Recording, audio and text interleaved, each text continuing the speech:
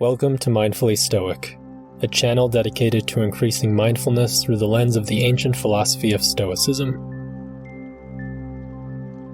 Today's guided meditation is on the idea of non-attachment taught in various religions and philosophies such as Buddhism, Taoism, and Stoicism. Non-attachment can be described as the overcoming of emotional attachment or clinging to ideas, identities, externals, and things outside of our control. By not attaching ourselves to these things, we can experience less suffering and more empathy for others. Prior to discussing non-attachment, I will quote Alan Watts to help ground ourselves in the present moment. Now let's begin. Find a comfortable position and start to relax. Release any tension you are feeling at the moment.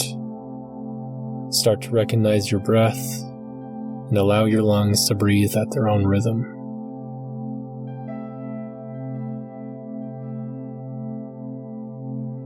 Relax and release the tension in your face, your neck, your shoulders, and your back. Release any tension in your arms, your hands, your legs, and your feet. Simply be present.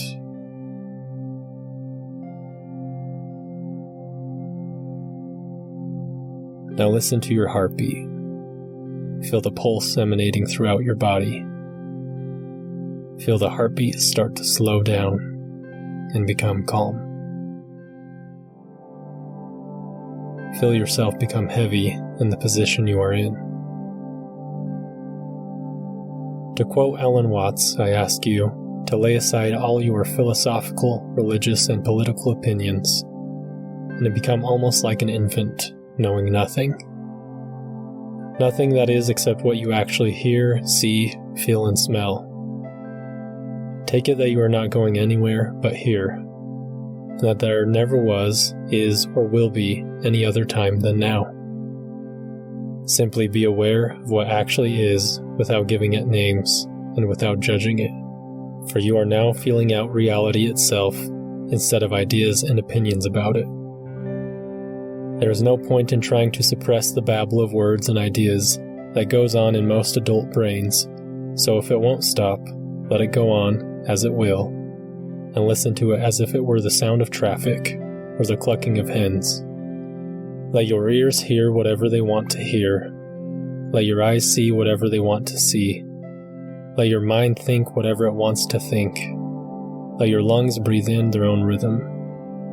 Do not expect any special result, for in this wordless and idealist state, where can there be any past or future, and where any notion of purpose?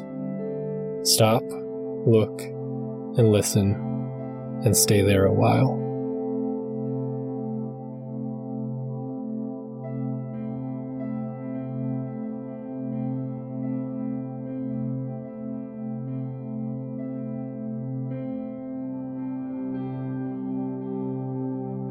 Maybe the most well-known teaching of the Buddha is the teaching of the Four Noble Truths.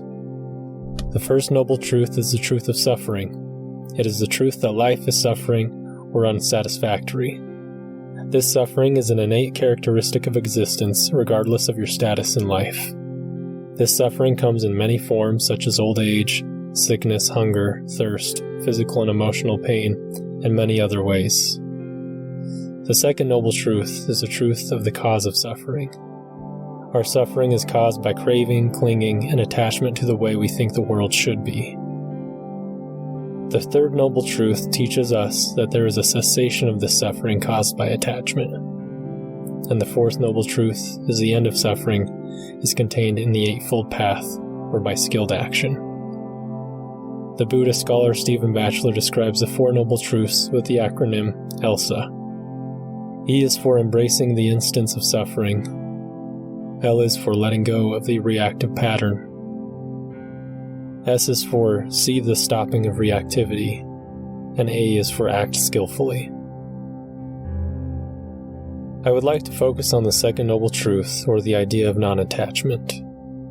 Non-attachment is similar to the concept of preferred indifference in Stoicism, in that a Stoic might prefer to be healthy and to have nice things, but their overall happiness is not dependent on them. because dependence will lead to misery. Similarly, in the Tao Te Ching, it states, "He who is attached to things will suffer much." Something to keep in mind is that non-attachment is not the same as detachment. Detachment is an act of escapism. It is the means of distancing oneself from opinions, labels, roles, and ultimately the world. It is black and white thinking that we can only be attached or detached from things completely. Non-attachment, on the other hand, is the realization that everything, including ourselves, is impermanent.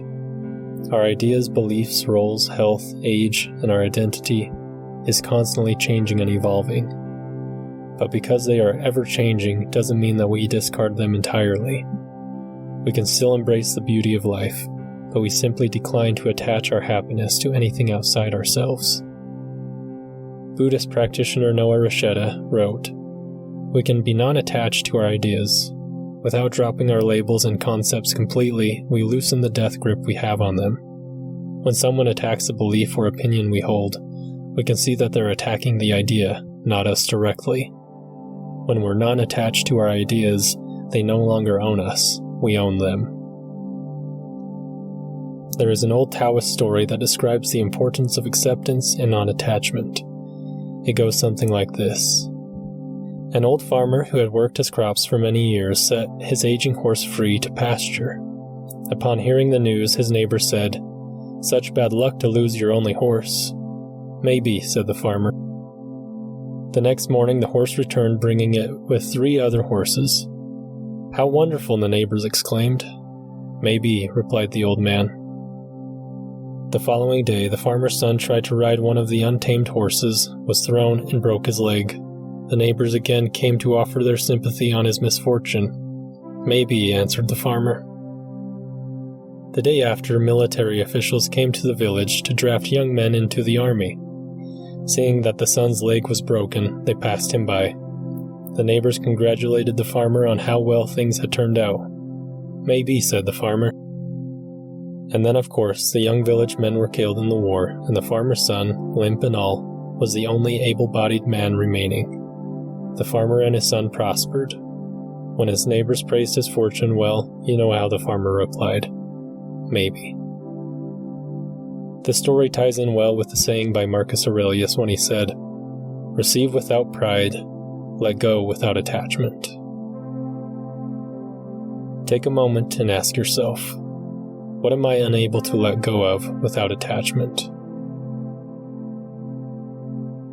Am I able to freely let go of recognition, control, and security? Can I embrace the beauty of life without attachment? Do I perceive my preferred indifference as permanent features of existence, or do I realize their impermanence?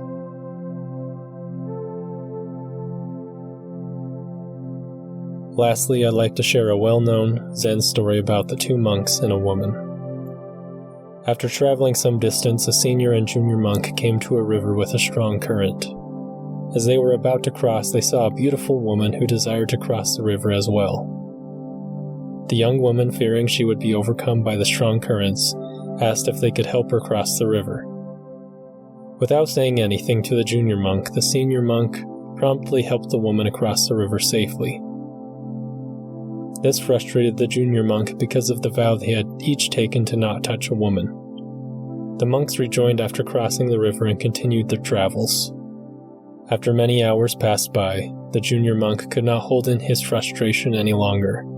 He shouted, "As monks, we are not permitted to touch a woman. How could you then carry that woman on your shoulders?" The senior monk looked at him and said, "Brother, I set her down on the other side of the river hours ago.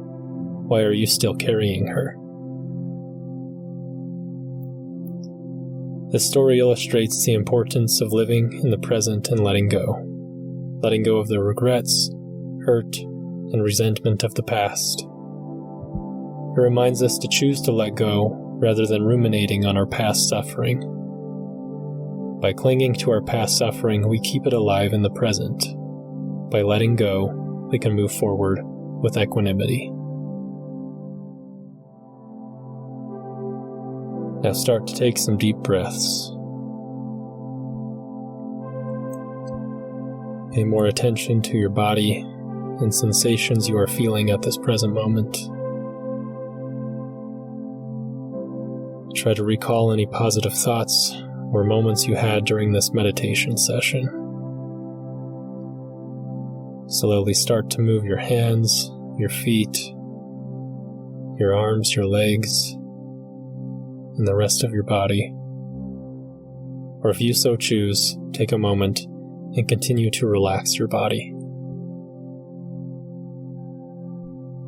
Thank you for listening to this guided meditation. I appreciate your efforts on becoming more mindful and more virtuous. Let us strive to be mindfully stoic.